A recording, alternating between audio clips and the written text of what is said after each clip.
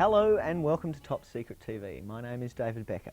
On this week's show, we speak with Mark and Carla on News World Roundup with Between the Lines, and I'll be speaking with Steve Birch, who's doing some research through the Monash University Bioelectrics Group into the effects of dolphins and their effects on human beings. So, to start off the show, we've got Mark and Carla with Between the Lines. Thanks, Dave. Tell us what's up this week, Mark. First up for this week is haunting revelations. 2 in 5 Australians believe in ghosts, and more than half of these are women, according to a Morgan Gallup poll conducted early this year.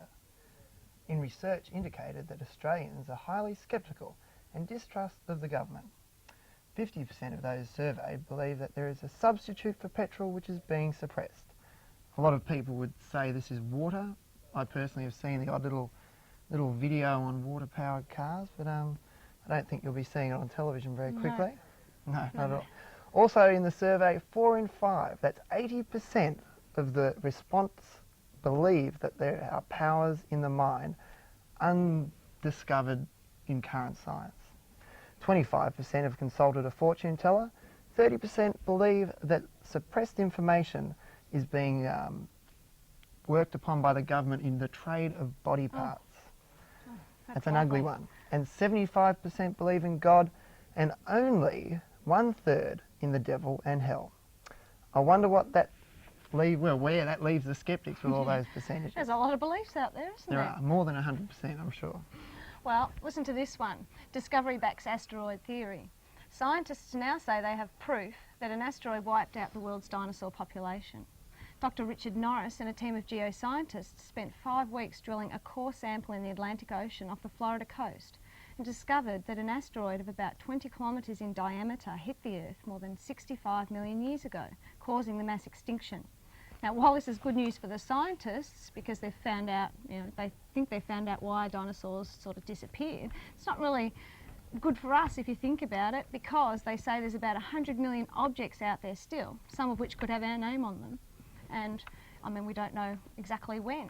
And apparently they can track them as far as 2 years away, but can only give about a month's warning. So you would wonder if the authorities will tell anyone. I mean, it's a good thing to think about, isn't it? Yes, I heard it was a 10-minute warning for some of these possible impacts from space. Yeah. What would you do with your last 10 minutes? But maybe it might be important to know. Or you could make a call on a mobile phone. Or eat your last supper. A quick one. Very quick, very quick. Now the next story is about the fear of mobile tracking. It would seem that yet another means could be used to keep a track on people using their mobile phones. All these wonderful handheld head cancer carriers also send out a beep every 15 to 20 minutes to the nearest relay station to say, "Hello, this is where I am." It says that to Telecom or Telstra, sorry, but who else does that say it to, I wonder? Well, in the United Kingdom, in a recent case, an alleged murderer whose phone was switched on but not used at the scene of the crime, the British police used the telephone records to trace the location of the mobile phone. Civil libertarians are concerned that this practice of being able to trace a person and their phone was just like being illegally bugged, open to anyone with the correct technology. I think a lot of people, when you talk about the conspiracy under things, people say, but Mark, I've got nothing to hide. It doesn't affect me. But I think there's a story where it affects so many Australians, seeing as they've taken up the mobile phone craze. And I think we should have a choice as to whether you want to be found everywhere or not, but I guess you have a choice. The people should be told. Yeah. Now, our next story, upbeat finding on depression. In a recent survey conducted by Dr. John McClure, a senior lecturer at Victoria University in Wellington, New Zealand, found that mildly depressed people may see the world more accurately than those who were so-called normal and who tended to be, he felt, overly optimistic and thus distorting reality. The responses seem to indicate that normals are biased or have rose-tinted glasses. Dr. McClure said this could explain why 90% of the population believe they were better than average drivers. The question is, are people that are depressed being realistic when they say that things are not as good as you think they are? Or is it that normal people creating their world by self-fulfilling prophecy by saying everything's wonderful? Maybe it seems that way to them. It's a good question, isn't it? It is a good question. Is it a illusion? Well, the upcoming events, a Nexus Conference in 1997. It's still upcoming. Oh, it's still upcoming, thank God for that, on May 24th and 25th at the Gazebo Hotel, Sydney. Amongst the speakers include Robert Bauval, speaking about the recent discoveries and research concerning the Great Pyramid and the Sphinx, co-author of The Orion Mystery and the Keeper of Genesis. And again, Lyndon Moulton Howe, author of Alien Harvest, talking about the latest in UFO research. You'll see Simon Treeland, retired from British Intelligence, presenting insights into conspiracies, cover-ups and the future. Harlan Garrard, one of America's foremost researchers into mind control. You'll also catch Don Maish, Australia's leading independent researcher and lobbyist, who talks about the effects of EM fields, telephone towers and power lines and how they affect human health. Anthony Hansen, inventor and researcher into Tesla technology, will also be there. Okay, for more info and bookings, write to Nexus Magazine, PO Box 30, Mapleton, Queensland, 4560, or phone 075 442 9280. Oh, and again, another major alternative conference is coming up, the Third World Congress on Cancer. Now this is one that would be quite handy to go and see if you're really interested in this research. It's going to be held in Darwin in the Northern Territory on April 25th to 27th. You'll have 8 international speakers who explore the very latest and successful treatments already being used in Europe, China and Japan. If you want more information, contact the Independent Medical Research Suite, 401 BMA House, 135 Macquarie Street, Sydney 2000, or you can phone 029 247 5366. There are a few more groups in Melbourne which meet to discuss alternative science, technology, health, UFOs and conspiracies, such as Astro Network, Phenomena Research Australia, the Melbourne Nexus Association, Tesla Society, World Harmony, Global Energy Networks International, Victoria UFO Research Society. If you want details on any of the stories or further information, please write us to here at Top Secret Television. The address is Alan James, producer, TSTV, PO Box 235, Kangaroo Ground, 3097. And don't forget to send a self-addressed stamped envelope. That's important. I think that's all we've got time for this week. That's all for Between the Lines. See you next week. Bye-bye.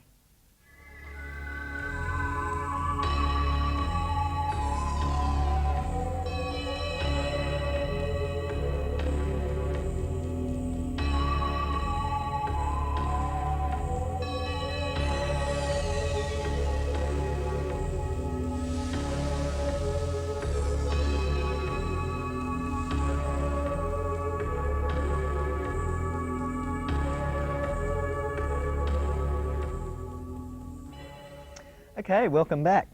Thanks, Mark and Carla, for that spooky news behind the news segment. My guest tonight is Steve Birch. Steve is a dolphin researcher and founder of Interspecies Research and Development. It's an organisation studying the therapeutic effects of dolphin contact on humans. He's also a doctoral candidate in the bioelectronics group of Monash University. Welcome. Good evening, David. How are you? Good, yourself? That's good, very well, thank you. Can you tell us a little bit about your organisation?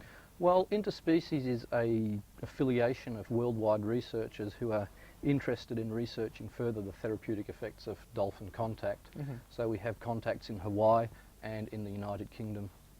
Can you outline some of those therapeutic Well, benefits? some of the more notable effects are, in the case of depressed people, an alleviation of depression after swimming with dolphins. In the case of autistic children, they find improved learning after they swim with dolphins. And in the case of spinal patients suffering from chronic pain, an alleviation of pain which can last anywhere up to 3 days. Has there been any comparative analysis done between the usual method, say with depression, comparison of interaction with dolphins as opposed to drugs? I'm not too familiar on that point. The advantage of swimming with dolphins rather than using drug treatment is one that it is less invasive on the organism and there are less associated side effects with drug therapy. Just as a bit of a personal side, a question that popped into my mind, do you think that dolphins enjoy swimming with humans? Probably depends on the humans, I think. Yeah. There are some rather funny anecdotes about different behavioural patterns displayed with different types of people. So some people they probably enjoy, and some people they will enjoy less and potentially kill. Really? Yeah, that's quite interesting. All right. Can you tell us a little bit about your main approach to conducting experiments in the field? I understand you have lab work and field work. Can you run us through a little bit of what goes on in the field? Well, in the field we tend to take people for swims with dolphins. We measure their brainwaves before and after they swim with dolphins, and this we should be able to see on the video footage. All right. Well, if we can have a quick squiz at that video footage, can you just tell us a little bit of some of the research and development angles, like when you're in the field, how do you go about measuring the effects of some of the tests that you conduct? Basically using brainwave measurements, and these are correlated through all the ancillary research which I carry out to prove effects of hormonal modification and also temporal lobe seizuring, which might be involved in the whole process. Right. Are there noticeable differences in a person's brainwaves after they are exposed to some of these treatments? Yes, quite noticeable. There is an increase in the slow wave activity in the brain. So rather than operating in the standard beta processes, the brain switches to the low frequency activity.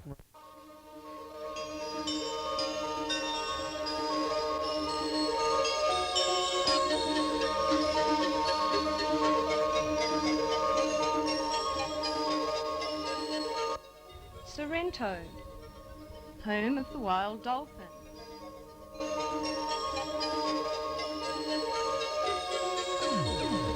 The vessel used for Steve Birch's scientific research in Port Phillip Bay.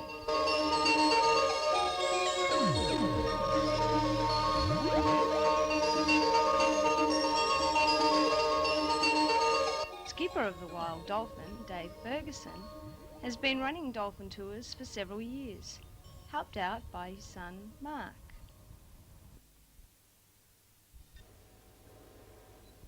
Using a portable EEG system, Steve measures his subject's brainwaves.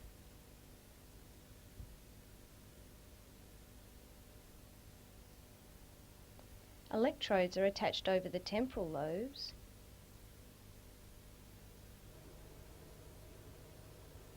An ear electrode is used as reference. These measurements are done before and after the subjects swim with wild dolphins.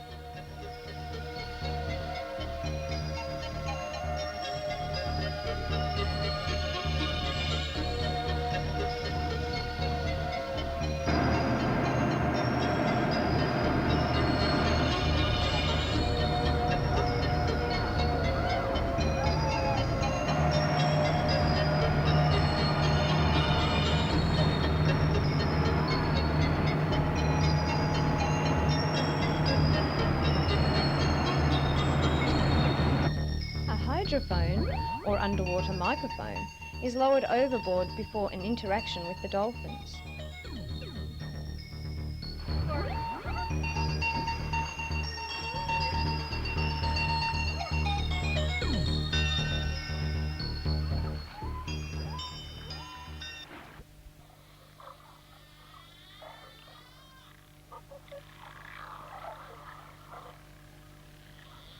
Using the hydrophone, Steve records the sounds to be analysed later in the lab.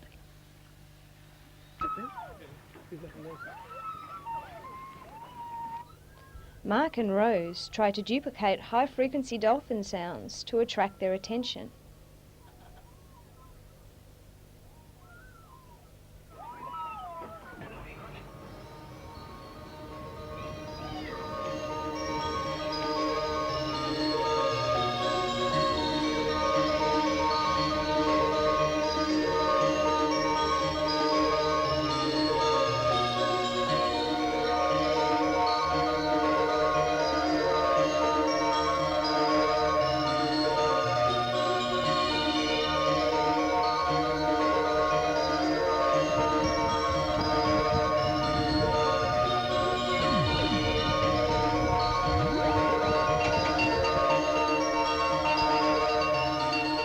After the swim, brainwave measurements are taken again. These are compared with the measurements before the swim.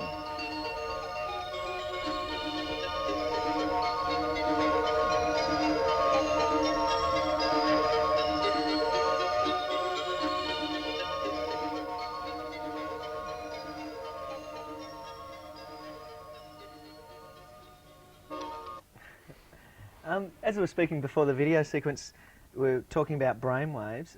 Can you tell us some of the effects it has on the brainwaves, and then show, looking at the visual, like how specifically does it differ before and after? Yeah, well, returning to the brainwaves, if we can drag up the graphs, we can see in the top graph we have brainwave measurements carried out before the swim. The graph on the left is the left hemisphere of the brain, that on the right hemisphere. And the graph at the lower half of the screen represents brainwaves after a swim with dolphins. What we find is this increase in slow wave activity. So there's a net drop from the beta frequencies, so the high frequencies between 14 and 30 hertz, to an increase in the low frequency activity. So what we can see on this graph, on the left of the graph is the previous or the before interaction measurement, and on the right of the graph is the measurements after the swim. There's a noticeable decrease, and this is very typical of swimming with dolphin patterns. Now, in layman's terms, what does a drop to low frequency brainwaves mean? Does it mean you're more relaxed, or? It can be associated with increased relaxation. It could just be a change in operating frequency. It depends on the individual, and here this is where the beauty of biology comes in. Everybody's different, so it's very much an individual question. Do people's brainwaves respond in similar ways each time they go in? If you use the same subject again, will they experience the same brainwave effects each time they swim with the dolphin? There seems to be repetition when subjects return into the water.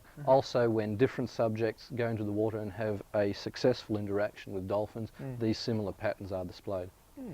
Okay. Now we have some more video of your lab work.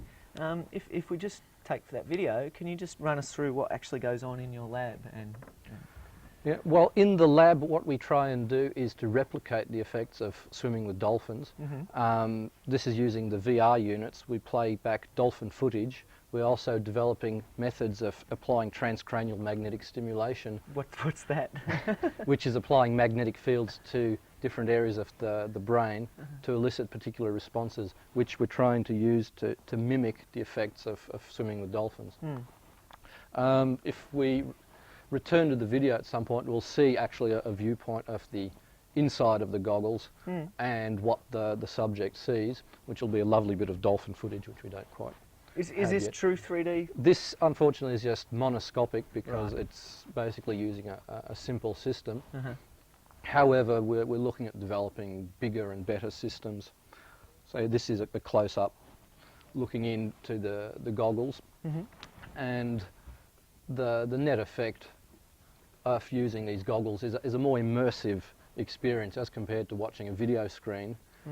If you're wearing these goggles, you tend to have a large movie screen in front of your face, and you can get lost within the experience a whole lot more. Do people have... Here's some dolphins for you, David. Oh, fabulous. Do people have the same change in brainwaves, or to the same degree, when they're actually in there swimming dolphins as when they're using the VR? This is what we're still researching, and this is where the adjunct of the transcranial magnetic stimulation will come in to cause further changes in brain waves and directly stimulate the brain to produce the similar changes to dolphin swims. Does it? Is there any harm at all in putting magnetic fields around people's brains? No. No. It depends very much on the intensity and all those factors. With the intensities used, there is no problem. These methods are being trialled in the cases of depression in Europe. There are a number of papers already published in the scientific literature where they're finding a successful effect on depressive patients. And where do you see this technology going? Do you see there being any resistance to this sort of technology, for example, with pharmaceutical companies and stuff pouring squillions of dollars into drugs on depression, say, for example, if somebody comes along with an invention that might help without drugs, do you see there being any problems? I think it would be used as an adjunct to drug therapy, if not possible to be used as a replacement. And this is where I have to refer back to my psychiatric team, who will deal more with the medical aspects of developing this process. Right. knowing drug companies, I suspect they may be slightly reticent to have a method which is cheaply available. However, if it has to be used in combination, I'm sure they won't find any objection. Would it be something that they could use in a domestic situation? For example, could I purchase, I mean, we're talking hypothetically, go to wherever I would buy it, purchase a unit off the shelf, take it home and help heal myself, in a sense, or would I need to go to a practitioner? Very interesting question, David. I think you would be able to access the equipment by yourself. However, if you're not particularly keen to venture into the mechanisms of your own mind, I would recommend going and having a practitioner assist you in that process. Okay. Now, given the potential benefits that this type of research offers to people, is there a lot of interest in terms of worldwide funding? Do you have people knocking on your door every second day and throwing money at you? Not yet.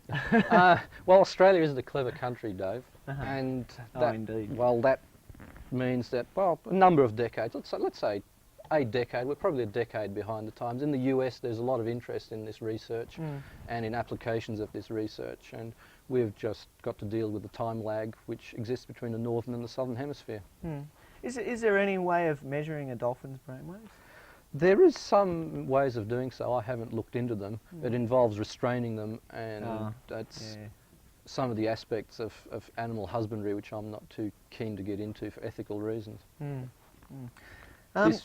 Sorry? This is just an adjunct. One of the reasons for the development of the virtual reality prototype and the virtual reality dolphin experience and adjuncts is to make sure that dolphins can be kept in the wild rather than in small tanks.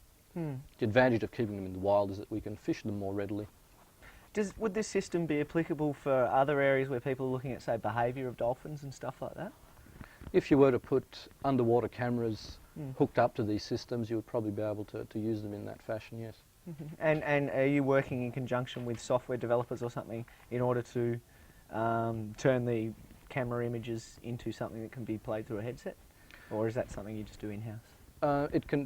Video footage can be played directly through these headsets. Oh, really? Quite and easy. they can be used both with a computer system or standalone with a video image, so it's just a question of finding the images we like using. Right. So how many people in your research team in Melbourne? Like you said, there are many worldwide, but how many in the interspecies research and development group? Well, there are 12 researchers all told. Most of them are in Australia. There are 3 overseas carrying out their daily lives in the seclusion of foreign climates. Right. And what areas are being looked at in Melbourne? Which? In Melbourne, we're dealing with the dolphin interaction measurement, the VR research, and once we develop a suitable prototype, we will have it tested in a hospital setting in England, in one of the top psychiatric institutions. So we'll be looking at autistic children and depressed people and testing it within a proper clinical setting. Why is it that you're not testing it in Australia, in Australian hospitals? Just I have links with foreign researchers who are more interested. Yep. So you'll actually be travelling over to England to, be part of the research. If I must, yes. Yeah. Oh, excellent. Yeah, that'd be nice. When you're working with dolphins, like down here, why is it that the dolphins were actually? Why is it that the part of the research project that requires interaction with dolphins takes place in Melbourne? Do we have more dolphins in any other state, or? It's because I live in Melbourne, so I sort of study the Okay. dolphins in Melbourne. I've also been to different places in the world and researched them in Hawaii, in Bunbury in Western Australia, which is a highly recommended spot, and in the Caribbean. Oh, okay. Wow. You've had quite a delightful sort of dolphin jaunt around the world. All right. Well, that's all we have time for.